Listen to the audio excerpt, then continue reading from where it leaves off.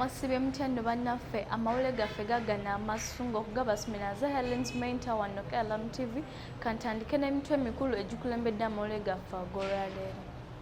Museveni akungubagidde Magufuli. Enfa y'abanene basatu be yali nabo ku mukolo eyongedde ebibuuzo. Bapulezidenti 10 beetabye mu kusabira Magufuli.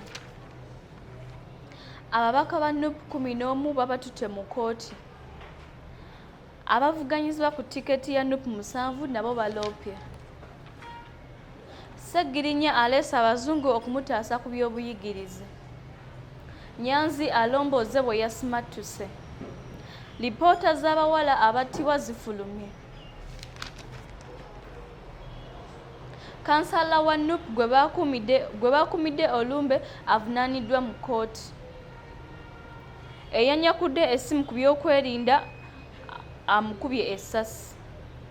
Aloopye owa poliisi ne bamwefuulira.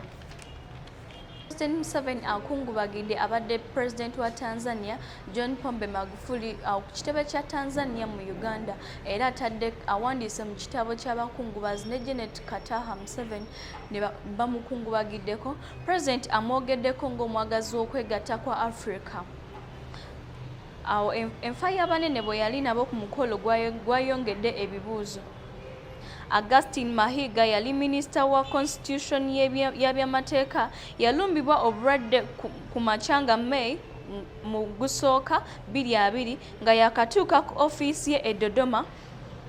Bamuyola byozi ne bamutwala mu ddwaliro kyokka n'afa nga baakamutuusaayo. Ate ye John Kigazi ow'emyaka 64 naye yafa mutima nga February 17, 2021 mu ddwaliro lya Benjamin Parker Hospital. Yaziikibwa mu disitulikiti y'e Kolyagwe mu kitundu kye Itanga. Okufa kwa Kayizi tekwasoose kubanga bannansi b'e Tanzania okutuusa n'emmere gye bava yafudde nga wayise wiiki 3 olwo abantu ne batandika okubuuza ebibuuzo nti lwaki bonna nga bwe balabikira mu kafaananyi abana omu yafa era Magufuli kwabo yasimbeyo okufa.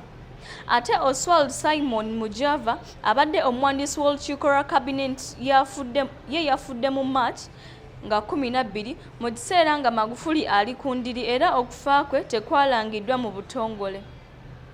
Olumbe olwamusse terunnannyonnyola bulungi wadde nga kigambibwa nti yabadde n'obubonero obufaanana obwa korona.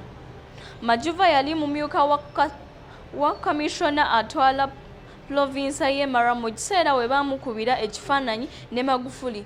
Kyokka abadde yalondebwa okubeera omuwandiisi wa Cabinet era abadde ku lusegere lwa Magufuli.